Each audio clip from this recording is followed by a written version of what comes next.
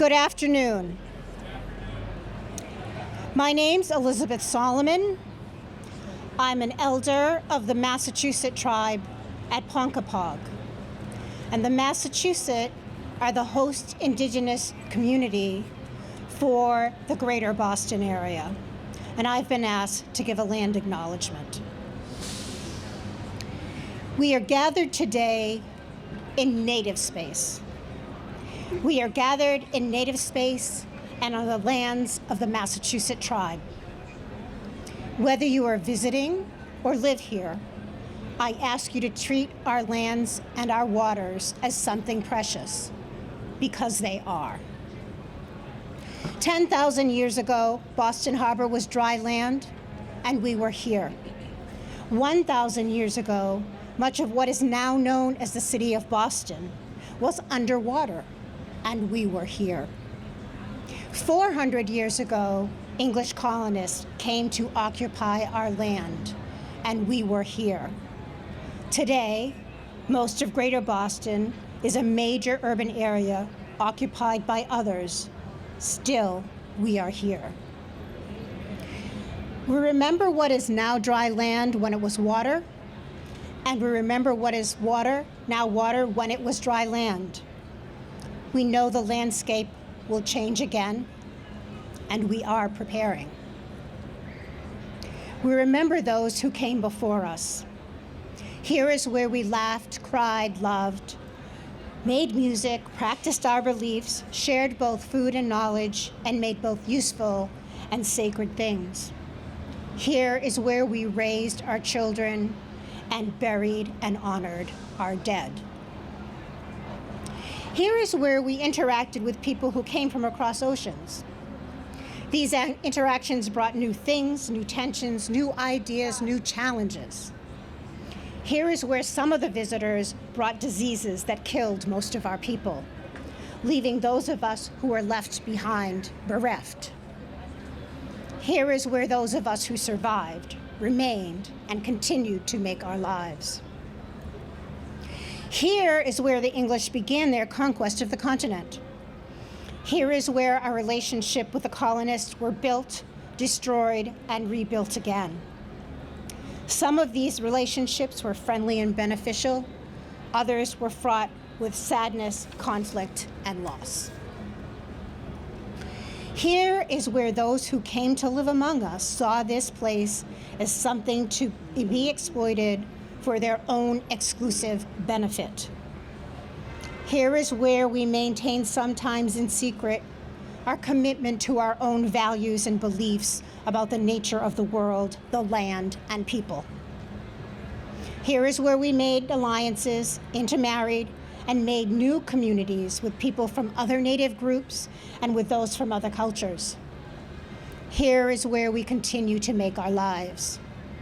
Here is where we laugh, cry, love, make music, practice our beliefs, share both food and knowledge, made both useful and sacred things.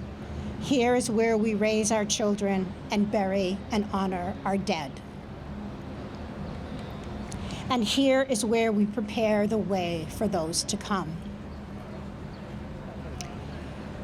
What is now known as Boston has always been Indigenous space, and there are Native histories of this place that span thousands of years. And both Indigenous and African American histories underlie the better known narratives of the last 400 years. These histories persist like layers of the land, visible and accessible if you choose to look. We come here to remember the Indigenous and Black people who were enslaved in this place over a period of at least 150 years. And we need to remember the practice of slavery was an essential component of the colonization of this place, now called Boston. And it was dependent upon viewing land, resources, and people as commodities to be bought and sold. And the material wealth that was generated by the colonists and that forms the foundation of our current society was built with the dual goals of enslaving one group of people for their labor and eliminating another for their land. This could not take place without embracing the idea that the espoused values of liberty, justice, and equality were not designed to apply to all who live here, and were in fact dependent upon denying them to peoples who had already been living here for thousands of years, and those who were kept as property to assure the comfort and enrichment of those in power.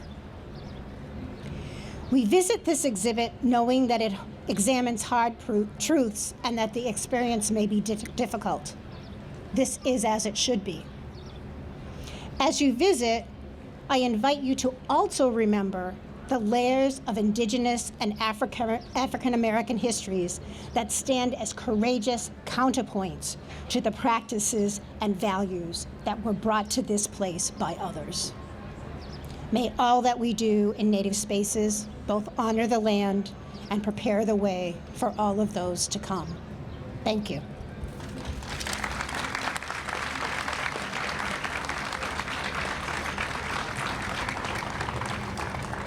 Thank you very much, Ms. Solomon, for leading us in remembering and recognizing the land we're on today, and for your leadership in ensuring that the city, all of our communities, continue to reflect the needs and dreams of our Indigenous communities as well.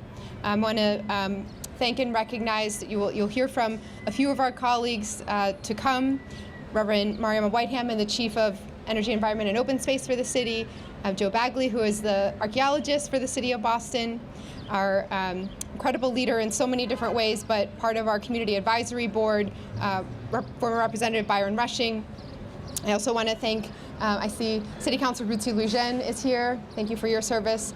State Representative Jean Moran is here as well, and many, many cabinet members, leaders, community members. And I do want to thank our activists and residents for making sure that the voices of everyone are represented in public spaces and where public conversations are happening. The exhibit that we are marking today and cutting the ribbon on has been 5 years in the making. But even more significant that the time it's taken is the people who have been involved and what they have given. And so the team who you'll hear from, Reverend Whitehammond, her cabinet includes the Office of Historic Preservation among many, many very important initiatives and priorities. Joe and his team at the Archaeology Department, Nadia, Lauren, and Sarah, thank you for all your work in engaging community and making sure this could be accessible to all. Co-curators, Dr. Jared Ross Hardesty and Kira Singleton, and project advisors, Dr. Jane Backer and Dr. David Landon. This exhibit was a product of a true community collaboration. I want to thank more than 200 community members who participated in meetings and shared feedback on what it would mean to have a space that honestly explores, acknowledges, and reckons with Boston's history and relationship to slavery. We asked what it would take for us to get this right. And what we heard time and time again was to focus not just on the history, on the facts and the retelling of it, but on the people. Because to repair the harm of a system built on dehumanization, we must begin with humanity. This exhibit doesn't just chronicle the origin, legacy, and impact of enslaved labor in Boston. It recognizes more than 1,300 enslaved Bostonians, people whose labor built our city and our regional economy. And it goes even further to widen the lens beyond slavery as a practice and an institution to explore the agency, activism, and resistance of those who were enslaved. This exhibit celebrates the Black, Brown, and Indigenous people who organized, protested, spoke out, and fought back. And I want to acknowledge the particular significance of this exhibit occupying space here at one of the country's most visited tourist attractions, a building itself that was constructed in part by funds generated from enslaved labor. Our administration is committed to confronting these histories. These are histories that our communities have never forgotten, but that for many years have been suppressed and obscured by those who would prefer to look away. The work of healing requires that we center the people at the heart of the injustice, that we honor and celebrate them by reckoning with the full reality of their experiences and marking and celebrating their contributions, their lives, their families. I am grateful for the opportunity that this exhibit presents to do that work.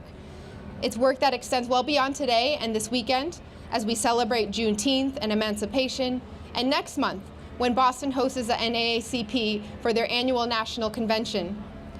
To the work we do every day to create a more just, more equitable city, a city where the policies we create and the investments we make are driven by our commitment to celebrate the full humanity of all of our residents and communities. We create this open invitation for all of our residents to engage and be in dialogue to shape all of the policies of the city. Thank you so much for all of the work that has gone into this, all of the activism that we see here today, and all that is still to come. And now I want to pass it over to Chief Reverend Mariama White-Hammond. Good afternoon. Thank you, Mayor Wu, to Elizabeth for your opening, to Joe, Lauren, Nadia, and Sarah, to Chief Dion Irish, whose team, including Lisa Menino and the property management team, have been really responsive as we've looked to expand the amount of space given to this exhibit from what was originally set aside. To Sean Quigley, specifically from the Park Service, who's been very, very, very responsive and sometimes staying late to make it possible for folks to be here.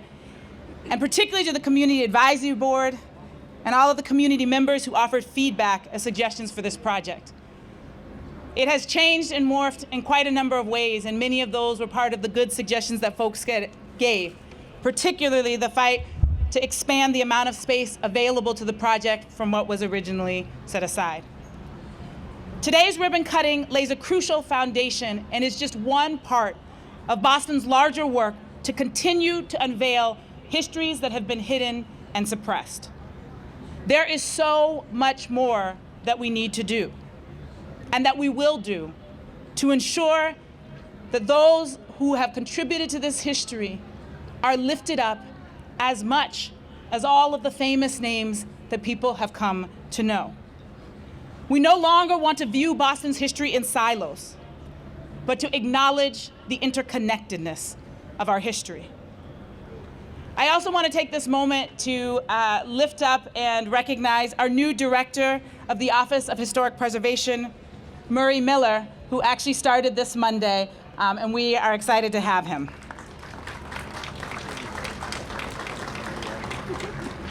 He brings with him a background of doing this work in multiple other parts of the country and the world, and we're looking forward to his leadership expanding this work.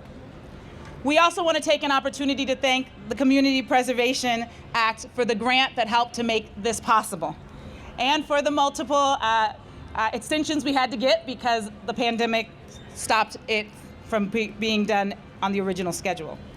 Also wanted to acknowledge support from the Humanities Collection and references resources from the National Endowment for Humanities, and particularly those who put quite a bit of energy and particularly to Kira Singleton, who we've had quite a few conversations and went above and beyond in helping to support the curation of this exhibit. One key piece of feedback that we heard, and I want to thank the National Park Service, is that originally this was set up to be in the basement. And we felt like that did not do justice to where that story should be. We were concerned that people would only see it if they happened to go to the bathroom. And instead, we worked together to make sure that the first floor is the story of people who were formerly enslaved and their contributions. But we do want to also encourage you to go to the basement, because in that space, that is where we have the wall of enslavers. And I want to note that in many instances, we do not have pictures of enslaved people. In some instances, people didn't even bother to note their names. They showed up as pieces of property in a ledger. We have done what we can to humanize them, even if we do not know exactly what they look like or how they may have pronounced their names. But we do have the pictures of the enslavers. Many of them are names that are known to us, names that we learned about in our history books. And we hope that we can complicate the story of who those folks were. Not to deny the places where they made contributions, but also to recognize that many times those contributions were made on the backs of people whose names and legacies were never acknowledged.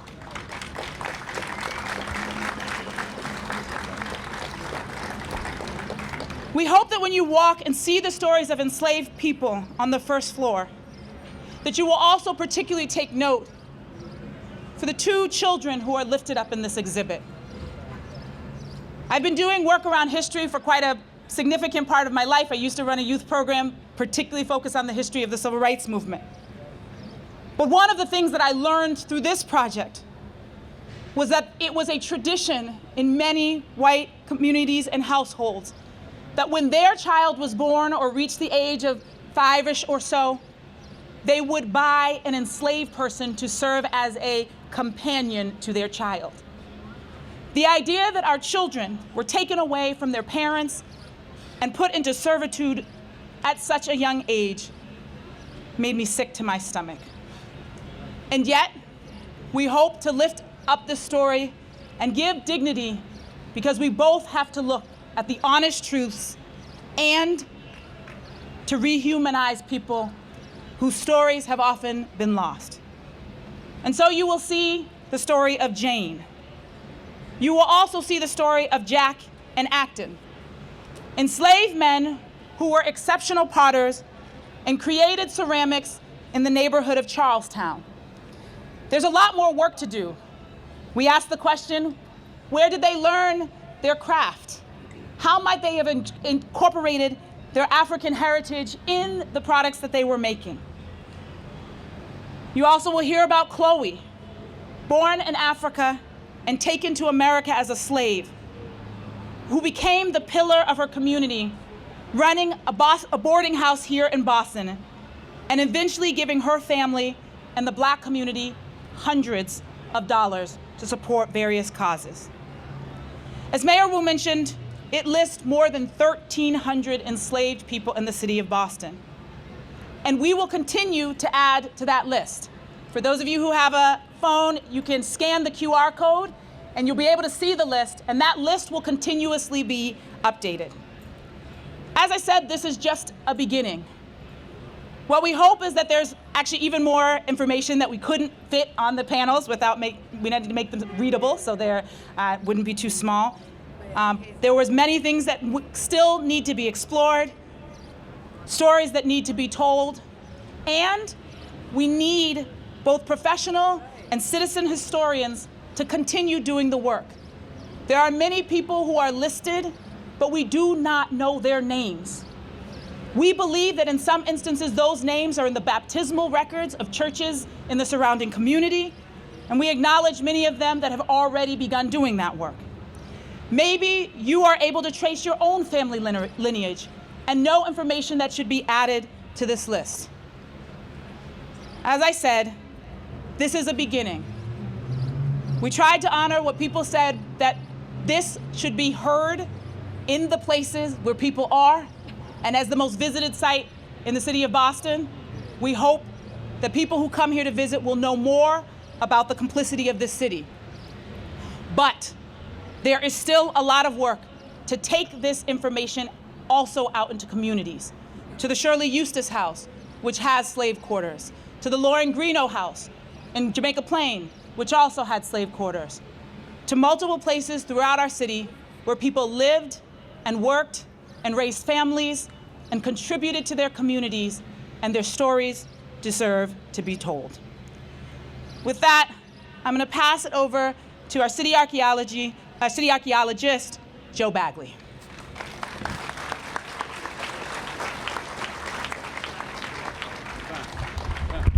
Thank you. I'll keep my remarks brief and focus mostly on thanking the many, many people, many of whom are here on, who helped make this exhibit happen. First of all, thank you, Mayor Wu, for creating an environment where this type of storytelling can happen in a safe space and an open community. Thank you, Chief Reverend Mariama Whitehammond, for your incredible support and guidance throughout this project, especially in the past year. We really wouldn't have been able to pull this off without you. Of course, I want to thank the funders, the Community Preservation Committee, an important funding source for work like this in the Boston and the National Endowment for Humanities. I want to shout out to the key project team on this project, Dr. Jared Ross Hardesty, Kira Singleton, who I think is somewhere over there as well, and Jacob Garfinkel, Dr. Jane Becker, and Dave Landon. Without you all writing and doing a lot of the heavy lifting on this project, going all the way back to 2018, you wouldn't see anything here. The design team, Chester Cunanan and Brett Hart from AECOM, who actually created the designs that you see and the artwork. To Laura Roberts for her incredible work gathering community members together and helping us organize all throughout COVID. In fact, many of the people I'm mentioning I've met for the first time today because so much of this was happening during shutdowns. We had an amazing advisory team, Leila Bermeo from the MFA, Karen Goodfellow from Arts and Culture, Dr. Nidra Lee from UMass Boston, Lori Nelson from the Equity Cabinet, Jean-Luc Parit from NACOB, the Native American Indian Center of Boston, Marita Rivero, Byron Rushing, Elizabeth Tiblank from Embrace Boston, and Brenda Tyndale from Harvard. We had incredible researchers who contributed to this work, including Abida Levi and Kathleen Von Jena, who are the two folks that are mentioned in the exhibit for their work. Much of this, the early phases of this work, about a year and a half's worth of work, happened back at the laboratory processing the artifacts that actually came out of the ground here at Faneuil Hall, quite literally under your feet where you're going to be walking if you go all the way downstairs. That work was done by Maddie Penny and Megan Rattini of AECOM. And also Sarah Kiley Schaff, who did a lot of work at the beginning stages of this back in 2018 and 2019 in the grant writing process. There was a lot of logistics and permissions involved with this, and I want to say without any qualifications, the amount of doors that were opened for this to happen were incredible and swift. Again, I want to thank Sean Quigley from National Park Service, Michael Creasy, the Superintendent of National Parks, for agreeing to allow us to use some of the space downstairs that was occupied by National Parks. And the property management team, Chief Diana Irish, Eamon Shelton, Peter O'Sullivan, Joe Callahan, and Lisa Menino, all of whom have worked a lot on the events today and earlier this week, and also to allow us to move up into the first floor, a space that had never been regularly used as an exhibit space. We had an amazing group of people from the city's communications team, including Stacia Shepida and Kathleen Hart, who helped put together this event and others. But I also want to shout out to the archaeology team, my colleagues in the archaeology department, Sarah Kekelak, Lauren Sharp, and Nadia Klein, who did an incredible amount of work on this project. Sarah for all of her work in the early stages of this project, getting the collections together. Lauren Sharp digitized all of the 1991 collection, approximately 20,000 artifacts. If you want to see some of those, go all the way downstairs. You'll be able to see them in person. Nadia Klein, who did not only the digital website that you will see through the QR codes, but I also tasked my team about 2 months ago to write down every 17th century enslaved Bostonian in the probate records, which is about 15 to 20,000 pages of documents to go through, and they managed to pull it off, and Nadia did an incredible amount of work to get that online. Thank you so much for that work. And I also want to thank the historic preservation team in Boston, who works every day to help tell the story, the diverse history of Boston, and help protect what makes Boston, Boston. With that, I'm going to pass it on to Byron Rushing, who has too many titles to even list here, but thank you, Brian.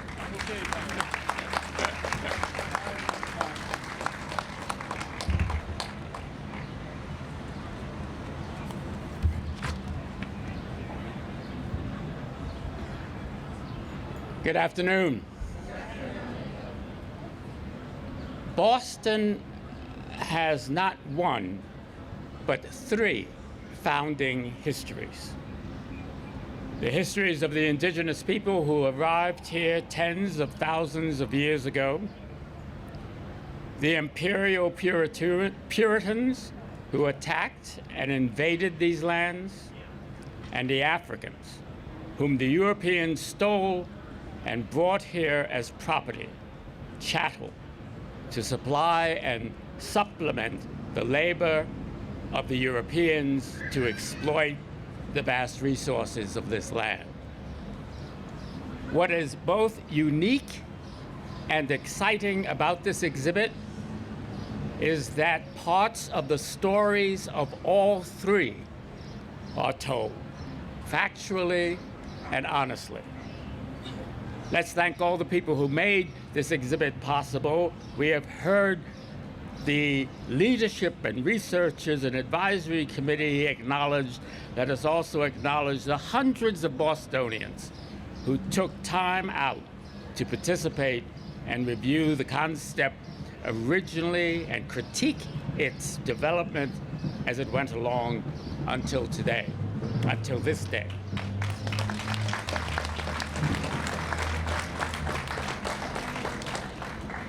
Over the past several years, I have been so moved by Indigenous people acknowledging and asking us to share in that acknowledgement of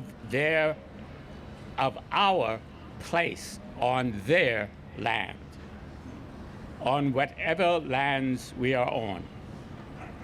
It is a simple, profound, gracious telling and reminder of truth. And thank you, Elizabeth Solomon, for leading us in it today. These acknowledgments have brought me to consider and ask you to consider another acknowledgement, an acknowledgement of a time,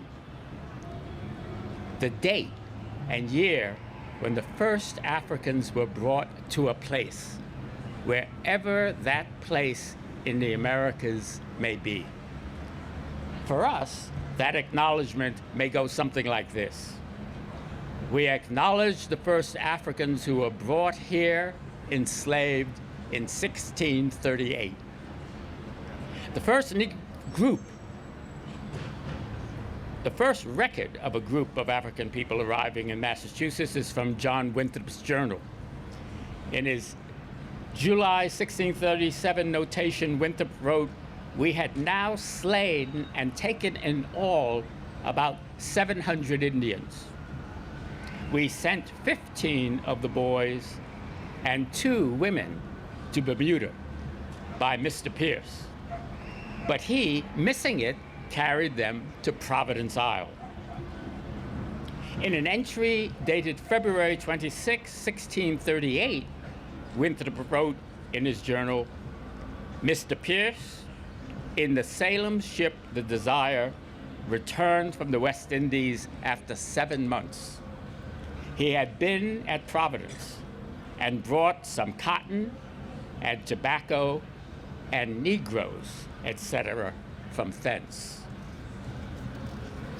We know the name of the ship, the name of the captain, the name of the recorder of the events, but today, after 385 years, we have not one of the names recorded of the 17 indigenous people sent, nor the number or names of the enslaved Africans brought.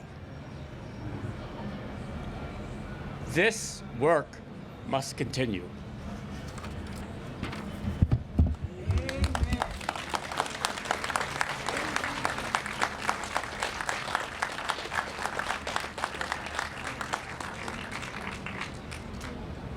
So now we want to focus on giving you the opportunity to see for yourselves. We know that some press folks might have questions. If you want to stay in for the questions, you're more than welcome to. And we also wanted to give people the opportunity to see the exhibit, to interact with it, and to connect with it. So we're going to, do we have a ribbon? Are we cutting an actual ribbon? Yes, okay. All right, so we're gonna go inside, we'll cut the actual ribbon, and then folks will be able to interact with the exhibit. We've heard that some press folks want to ask questions. We'll come back outside to do that, but we don't want to hold up everybody if they want to actually see the exhibit.